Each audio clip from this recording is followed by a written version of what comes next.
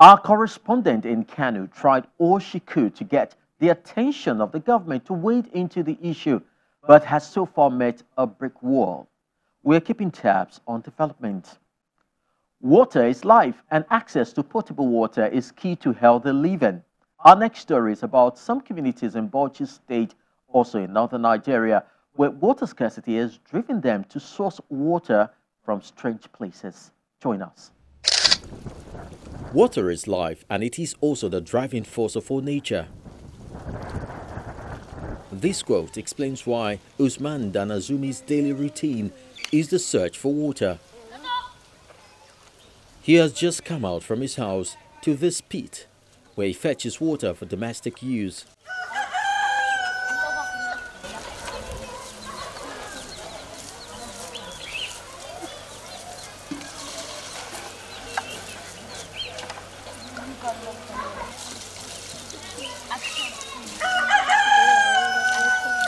He lives in Guru community, a suburb of BAUCHI, where residents are forced to devise means of getting water supply by digging up water pits to meet up with their daily water demands due to scarcity.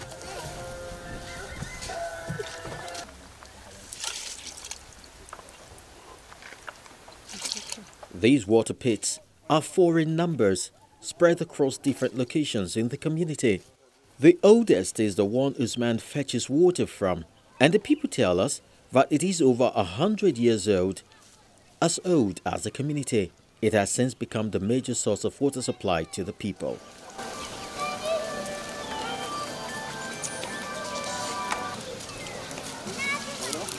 Guru is a rocky terrain that makes it difficult to dig up wells in order to access water. This top is the result of communal efforts, but it has never seen a drop of water due to limited resources to complete the project.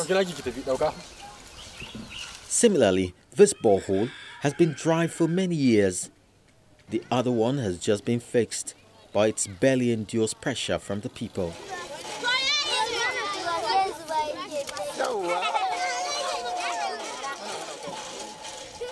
Considering the pressure being exerted, it could break down any moment, and when that happens, the people resort to the pits.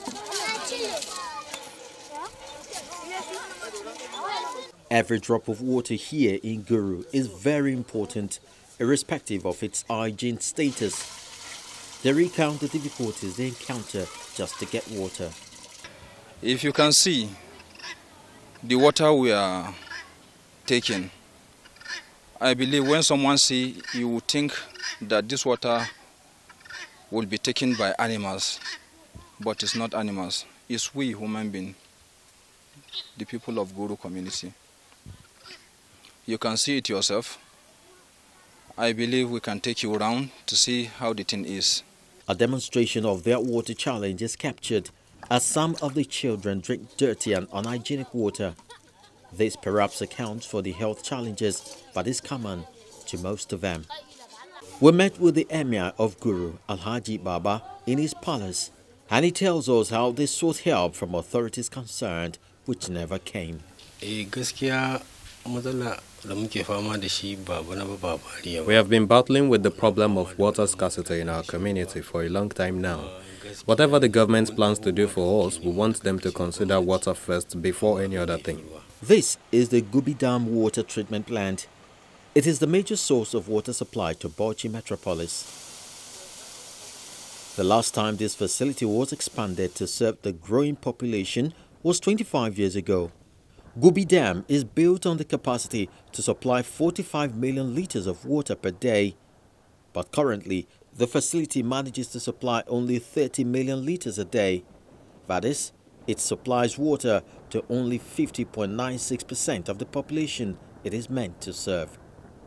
By the year 2025, it is estimated that the metropolis will need 72 million liters to solve the problem of scarcity. The Managing Director, BAUCHI State Water and Sewage Corporation, Engineer Aminu Gital, explains that government is not unaware of the situation and that the water crisis is not peculiar to Guru community, but several others, which is why the state government has embarked on a $71.5 million World Bank-assisted water project aimed at expansion and rehabilitation of the water facility so as to bring succor to the people. The corporation is operating these facilities optimally, and the government is conscious of the deficit in this infrastructure and is doing its level best to make sure that those deficits are met. While pen has probably been put to paper to remedy the water crisis in these BAUCHI communities, what's on ground requires urgent attention in order to avert a much bigger health concerns. Why the BAUCHI state government is working on alleviating the plight of the people. Let's get to the Michael Okpara Square in Enugu for some fitness timeouts. Michael Okpara was a political leader and of course a premier of the Eastern region in Nigeria. He was a strong advocate of agriculture as a way of shoring up the economic base of the country. Today, a square named after him in Enugu has assumed a life of its own.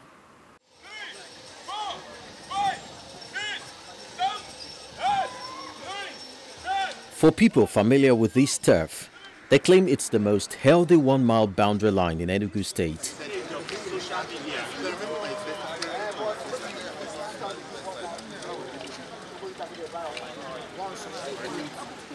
They come from all walks of life on weekends to mark their presence here, with boots laced and ready to hit the ground running. It's a no-shame zone. It's an exercise-free zone. You know, you're allowed to do whatever form of physical exercise you want, you know, in the mornings. And people of all ages, all creeds, all, you know, sizes, everybody comes out to exercise.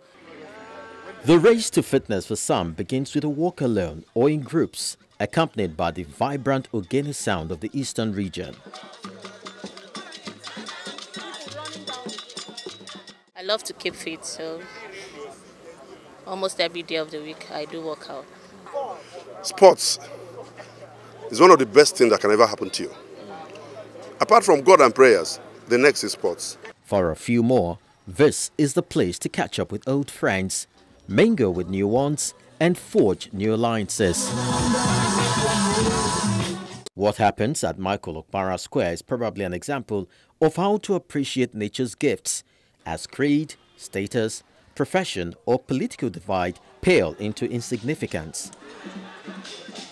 Some people come here to make money. Some people come here to catch fitness. Some people come here to meet friends. Do you understand? Some people even come here to discuss business. James and his friend are from Okpara, and they've traveled to be part of this movement, which has grown by leaps and bounds.